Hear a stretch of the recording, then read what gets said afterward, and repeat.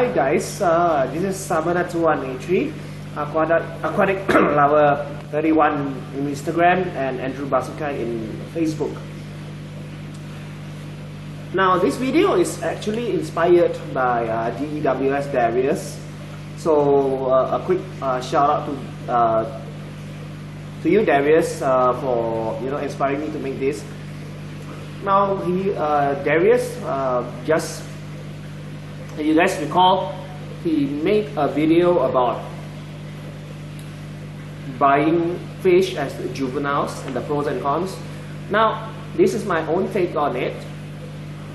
For the most part, yes, I do agree with what Darius has mentioned in his video, that the pros for getting juvenile is much cheaper than adults. But to be honest, there is one thing that I disagree, but I feel that it actually depends on the species that you're getting. So there are maybe certain juveniles of certain fish species that are definitely much cheaper than the others, and others might, even for a small size, is around 2 to 3 inches, is very expensive, especially when you talk about wild caught fish or certain exotic plecos. I know that because here there are some plecos, even when they are around this size, probably 2 to 3 inches in length, it's very expensive. I mean, like to me anyway. But others can argue about that.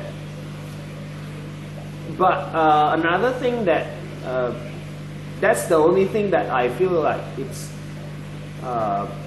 not say I disagree, but regarding the cost, is that's my thought about, that's my take on it. Another thing that I sort of agree with Darius is,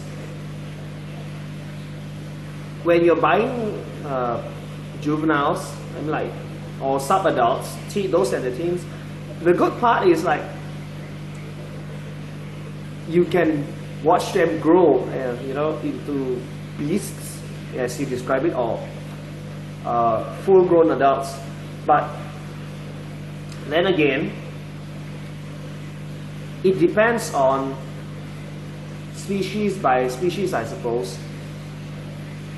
Because like I said, there are, as he also mentioned in his video, there are some very fast growers, there are some very slow growers. Take my Orinoco peacock bass, for example. These guys are one of the slowest growing peacock bass ever. But I feel that there's going to be a certain satisfaction, to raise them up from small, breaking their bad habits of eating live foods and all that, which is, I think, is important, because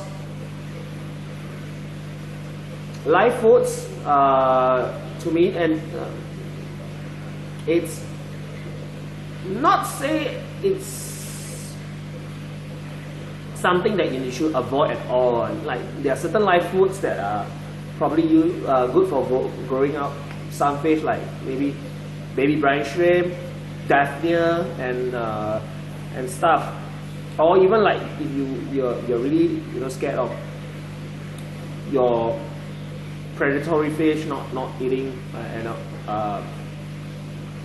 eating nothing but live foods and all that, probably you can breed some feeder guppies, and I think it's much more healthier than risking buying goldfish or something that might or might not bring some sort of disease in them. And it's just sad that sometimes you spend a lot of money on this fish, then just because you want to live feed it, and then it just poof, gone, because you made that decision. And to me, some fishes, you know, people say that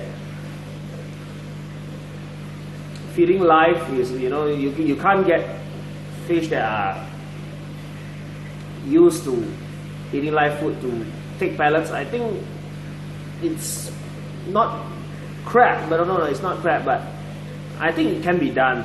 It can be done. What I think you guys need is some patience. Yeah, some patience,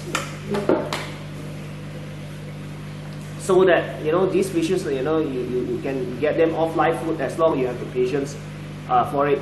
My peacock bass didn't take pellets at first, but, you know, after a friend recommended me a way to, you know, get them off live food, they've been eating pellets ever since. But anyway, coming back to my earlier, what I said earlier, I personally feel that, you know, raising young fish to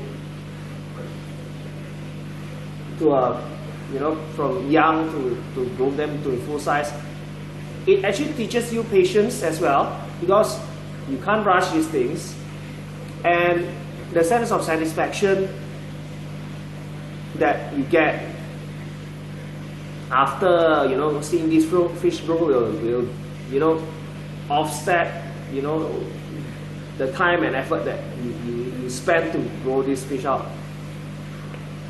And let's not forget that, you know, some fishes, especially there are, you know, some fishes that you don't know how they are going to get, whether male or female. I think it takes time, but to you know, get to know. As long as you don't, because some fishes are very hard to sex, as Darius said. But I do believe that there are some fishes that, you know, once you grow up, it's even harder to sex unless you vent them, because there are probably two types of fishes that probably there's a term actually called monomorphic and dimorphic. Well, most South and Central Americans, some of them are monomorphic, which means the terms are, you know, they look, males and females will look the same when they grow up, and dimorphic, which is like the males and females look different. For those of you who keep African cichlids, right, I mean, like, especially haps and peacocks, like peacocks wise is easier because most of them, almost all of them are dimorphic. That means the guys will be very colorful and the females are just plain. But for Mbuna, it actually depends. Most Mbuna are actually monomorphic, but some are dimorphic. Some dimorphic Mbuna, I believe you can tell is the auratus, Melanochromis auratus, Pseudotrophius solosi, and Pseudotrophius johani. Those are examples of dimorphic African cichlids.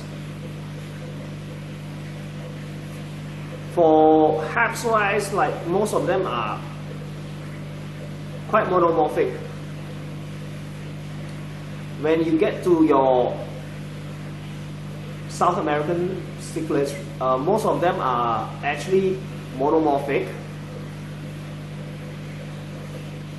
But your Central American,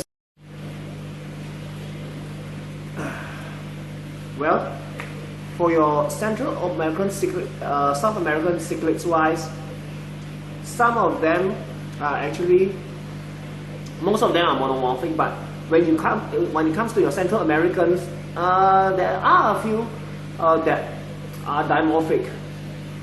And the interesting thing is that some of these Central American cichlids, the females are actually more beautiful than the males. A few good examples of these would be from your salvinite, trichromis salvinite. The females are has, in my opinion, much more beautiful coloration than a male. Then you can another good example from the Central American cichlids are from the Parachromis motoguensis or the red tiger motoguens. If you can see the males, they are really awesome, yes, but it's the females that has that beautiful red tiger striping coloring that is very beautiful. The same goes for like one South American cichlid, Mesoherus, the feste or the true red terror. The males are coppery red color, very beautiful fish, but it's the females that really strike out. Is that red with the striping is very beautiful. That's my take. I mean, like that's what I feel. I mean, like these are the things that you guys probably have known, but I suppose that those who haven't known this, I'm just putting this information out there so that maybe you can use this information and as well as to plan and what kind of tank or what kind of fish that you want in your future tanks. Thank you so much for watching, guys. Thanks once again. Thank you dwsdarius for inspiring this. And until the next video, guys, this is Samana2183 signing off. Bye bye.